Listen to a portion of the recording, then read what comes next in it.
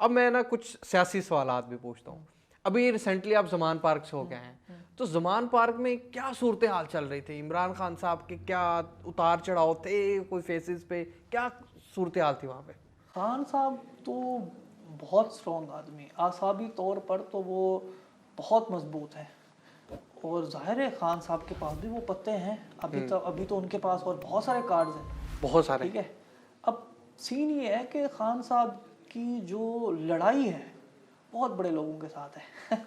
خان صاحب کا جو پھڈا ہے وہ بہت بڑے لوگوں کے ساتھ ہے, اور خان صاحب کی یہ جو فائٹ ہے, اس لڑائی کے بعد پاکستان کی پالیٹکس میں ایک بہت بڑی ٹرانسفارمیشن آئے گی. پاکستان کی پالیٹکس ایک بہت بڑا میچورٹی کا جو لیول ہے وہ اس وقت عبور کر رہی ہے. آپ یہ دیکھیں کہ اس سے پہلے وہ چیزیں نہیں ہوئی جو اب خان صاحب کے دور میں ہوئی ہیں. خان صاحب خان کی جو لائف ہے وہ بڑی ایک انٹرسٹنگ سی ہے. وہ اگر کرکٹ میں تھا تو اس نے ٹرینڈ سیٹ کیا, اس نے کراس بیریئر لگایا. ہاں, اگر وہ پالیٹکس میں آیا تو اس میں بھی اس نے ٹرینڈ سیٹ کیے ہیں, کراس بیریئر لگائے. خان ایکچولی شاید وہ یہ چاہتا ہے کہ جب بھی پاکستان کی تاریخ لکھی جائے تو میرا نام ذرا کسی منفرد انداز سے لکھا جائے, یو نو, کہ نہ صرف میں ایک اچھا اچیور ہوں بلکہ میں نے پاکستان میں ایک ڈفرنٹ ٹرانسفارمیشن بھی میں نے دی. جس طرح اس نے ہر فیلڈ میں دی, سوشل ورک میں اس نے بڑی ٹرانسفارمیشن دی جو کہ شوکت خانم کی صورت میں ہے. تو زمان پاک کی جو صورت ہے بہت گمبھیر ہے, حالت بہت مشکل ہے. خان صاحب پابند سلاسل ہونے کے قریب تر ہیں, اور جو اس وقت صورتحال چل رہی ہے, ایک دفعہ یوں لگ رہا ہے کہ خان صاحب ایک دفعہ تو یہ زیور ضرور پہنیں گے. اچھا, ہاں, یعنی کہ صورتحال ہے. جو زیور خان صاحب کی حکومت میں نواز شریف نے پہنے, مریم بیوی نے پہنے, خاقان عباسی نے پہنے, خواجہ برادران نے پہنے, یہ زیور خان صاحب ضرور پہنیں گے, اور ایک دفعہ تو ضرور پہنیں گے. کیونکہ خان صاحب یہ زیور اس لیے پہنیں گے کہ اپوزیشن بتائے گی کہ تم کوئی زیادہ تگڑے نہیں ہو, نہ تم زیادہ لاڈلے ہو, لیکن ان زیور پہننے کی وجہ سے جو خان صاحب کی مقبولیت کا پارا ہے سر, وہ مقبولیت کی مرکری شوٹ کر جائے گی. یہ حقیقت بات ہے. اگر خان فرض کیا, دیکھیں خان کے اوپر جب فائرنگ ہوئی اس کے بعد ہم نے توڑ پھوڑ دیکھی, ہم نے ہینیس نعرے دیکھے, خطرناک قسم کے نعرے ہمیں لوگوں سے سننے کو ملے. ہم نے لوگوں کو سڑکوں کے اوپر دیکھا, ایک بہت بڑا لوگوں کا سونامی, لوگوں کا سمندر, پورا ملک ایک جانب سے امڑ آیا. خان خان کی آوازیں تھیں, آہو بکا تھی. میں نے لوگوں کو اس وقت مطلب اس صورتحال میں دیکھا کہ وہ کچھ بھی کر گزرے. بالکل ایسے. تو خان کی پاپولیرٹی میں ایک بڑا اضافہ ہوا. ٹھیک ہے, اب اگر خان یہ زیور پہنتا ہے ہتھ کڑیوں کے, تو ہتھ کڑیوں کے زیور پہننے کے بعد پھر آپ کے ملک میں خان ہی خان ہوگا. اچھا, مجھے ایک چیز جو میرے دماغ میں آ رہی ہے کہ اب جس طرح گرفتاریاں دی جا رہی ہیں, ٹھیک ہے, تو اب خان صاحب نے جیل بھرو تحریک کا آغاز کیا ہے. اب اس میں کہیں ایسا تو نہیں ہے کہ اپنی پارٹی خود ختم کر رہے ہیں؟ اب ایک مقبولیت والا پوائنٹ آپ نے چھیڑا کہ مقبولیت آئے گی, ٹھیک ہے, اس چیز سے واقعی بہت زیادہ لوگوں کا شاید نقصان ہو جائے کسی نہ کسی اس میں, لیکن مقبولیت بہت زیادہ ملے گی پی ٹی آئی کو.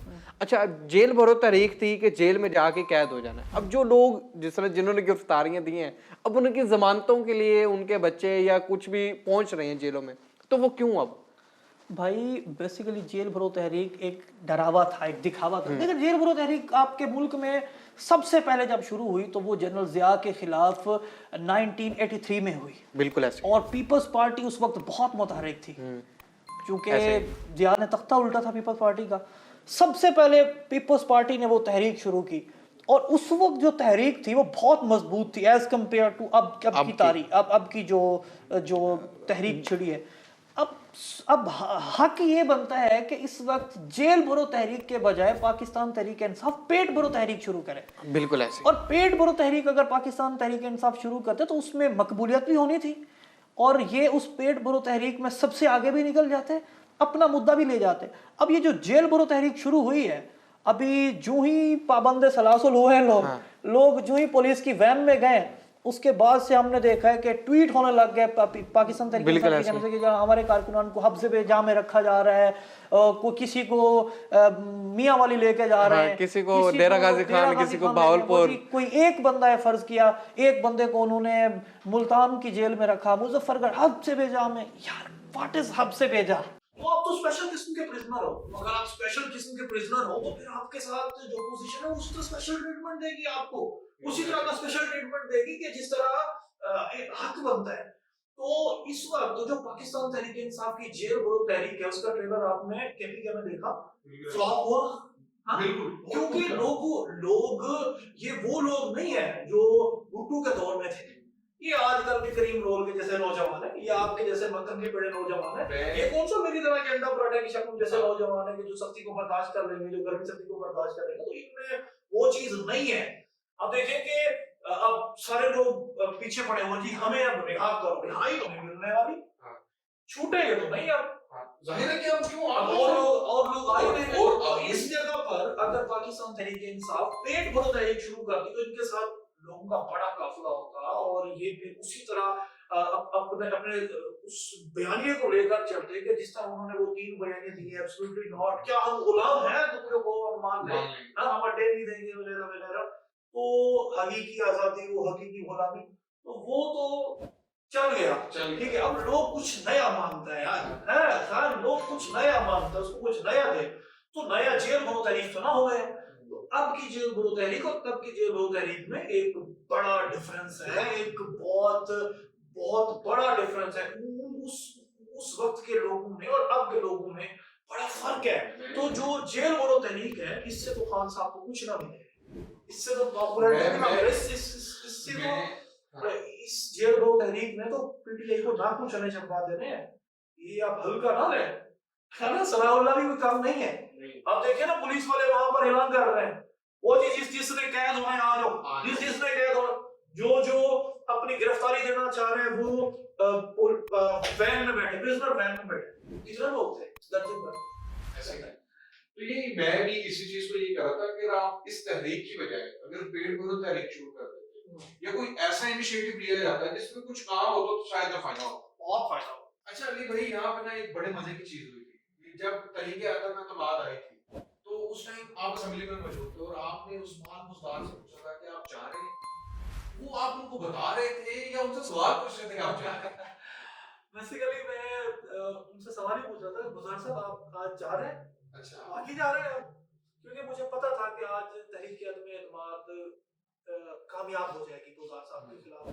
ایک رات پہلے الیکشن، مطلب وہ جو چاند رات تھی نا، پنجاب اسمبلی میں انتخابات تھے اور چاند رات تھی، فلیٹیز میں ماحول تھا. تو جہاں جہاں مطلب ہوٹلز میں ہماری میں بڑا ماحول تھا. تو جن جگہ پر یہ ممبران تھے، رہائش پذیر تھے، وہاں پاکستان تحریک انصاف کے لوگوں نے ڈیوٹی لگائی ہوئی تھی کہ آپ نے خیال رکھنا ہے کہ کوئی ایم پی ادھر ادھر نہ ہو. نون لیگ والوں نے بھاری ڈیوٹی لگائی ہوئی تھی کہ کوئی ایم پی ہے ادھر ادھر نہ ہو. ٹھیک ہے، عام طور پہ وہاں پر ایم پی ایز موجود تھے، پھر ایم این ایس بھی آئے ہوئے تھے، ان کا بھی ایک ہفتہ کہ انہوں نے اپنے ایم پی ایز کو اکٹھا کرنا ہے. اگلے دن جب ہم وہاں پہ پہنچے تو میری ڈیوٹی تھی وہاں پر، میں وہ ویٹ کر رہا تھا. تو وہاں ہم نے دیکھا کہ بڑے انتظار کے بعد پہلے مسلم لیگ نون آئی، تو حمزہ شہباز آئے جناب، وہ ایک اپنا پورے کا پورا سیاسی ریوڑ لے کر آئے. تو وہ سیاسی رہنماؤں کو ہانکتے ہوئے جناب بسوں سے اترے اور وہ جناب چلے گئے، سبھی چلے گئے. اسی طرح پی ٹی آئی کے لوگ ہیں. تو میں اس سے پہلے انٹرویو کر چکا تھا حسن مرزا صاحب کا. حسن مرزا صاحب کے بارے میں ایک ہم خیال گروپ کی یہ رائے تھی کہ حسن مرزا صاحب وہ ایم پی اے ہیں جس کو یہ سپورٹ حاصل ہے پیپلز پارٹی کی جانب سے، خاص طور پر زرداری صاحب کی جانب سے، کہ زرداری صاحب چاہتے ہیں کہ اگر پی ڈی ایم یہ فیصلہ کرے کہ ہمارا سی ایم ہو تو وہ سی ایم حسن مرزا صاحب کو بنایا جائے. تو حسن مرزا صاحب کا چونکہ میں انٹرویو کر چکا تھا جب وہ تحریک اعتماد کے لیے جب انہوں نے وہ اپلیکیٹ کیا تھا، تو جب بھی میرے پاس یہ انفارمیشن تھی کہ یہ لوگ نمبر پورے کر چکے ہیں، اب کچھ بھی نہیں بچنے والا. تو مجھے کچھ آئیڈیا بھی تھا، تو اس لیے میں نے سوال تو پوچھا، سوچا تھوڑی شرارت بھی کرتے تو ایسے بھی کرنے ہو جائے کہ گزار صاحب آپ جا رہے ہیں. تو یہ چیز عمران साथ भी ज़ाहिर है आपको पता होगी कि फिर इमरान खान साहब उस टाइम जा रहे हैं और ये सारा कुछ। यार उसी टाइम ना मैंने फिर ये पूछा कि बुज़दार साहब क्या इमरान खान साहब भी जा रहे हैं? हाँ, इमरान खान साहब भी एक्चुअली जाने वाले थे। एक्चुअली इस तरह जाने वाले थे कि मैं था जब रिजीम चेंज ऑपरेशन हुआ, अच्छा, इमरान खान साहब की गवर्नमेंट गई, उससे ठीक एक हफ्ता पहले मैं इस्लामाबाद गया। मैं मेरे कुछ साथी हैं इनका, इस्लामाबाद गया, वहाँ हमारी ड्यूटी लगी। तो वहां पर जब इस्लामाबाद का हमने माहौल देखा, और वहां पर उस वक्त सबसे ज्यादा मुतहर्रिक जो थे पाकिस्तान तहरीक इंसाफ के टूटे तारे बासित बुखारी साहब थे। वो टीवी प्रेजेंटेशन बड़ी जबरदस्त किस्म की दे रहे थे और पीडीएम बहुत खुश थी, दो के वो उस वक्त जब मुस्लिम लीग नून को उनकी जरूरत थी, तब वो मुस्लिम लीग नून को छोड़कर एक जनूबी पंजाब सूबा महाज की तहरीक चला के और ये बयानिया बना के पाकिस्तान तहरीक इंसाफ का हिस्सा बने थे, और उनके साथ बाकी लोग भी थे। तो वो उनके साथ मैं राब्ते में था, उनसे मैं इंटरव्यू के लिए फिर उनसे मैंने पूछा, वो एक मीटिंग में थे, मैंने उनको कॉल की, मैंने कहा शाह साहब इंटरव्यू के लिए। तो उन्होंने कहा यार मैं बहुत बिजी हूँ। मैंने कहा क्या इंफॉर्मेशन है? अरे हम लोग चूंकि हमें इंफॉर्मेशन चाहिए होती है, हम खबर की खोज में होते हैं, और वहां भी हम खबर की खोज में फिर रहे थे। तो उस वक्त एतवार का रोज था, मुझे कहते 2 अप्रैल की बात है। तो मुझे बासित बुखारी साहब कहते, मैंने कहा बुखारी साहब क्या इतना सर, क्या खबरें हैं आपकी? जो मीडिया प्रेजेंटेशन है वो बहुत हीनियस होती है पाकिस्तान तहरीक इंसाफ के खिलाफ, तो आपके इंटरव्यू तो ना कर पाएंगे, या जब भी कर लें तो आप जरा ये बताएं कि इमरान खान साहब के बारे में जरा बताएं कि आप उनसे जुदा हुए हैं, नाराज उनके, आप पाकिस्तान तहरीक इंसाफ के रुकन हैं, बागी रुकन हैं, और पाकिस्तान तहरीक इंसाफ को आप लफ्जी गोलाबारी से बहुत रौंद रहे हैं। तो उस वक्त मुझे बासित बुखारी ने कहा कि इमरान खान साहब अगले एतवार वजीर आज़म नहीं होंगे।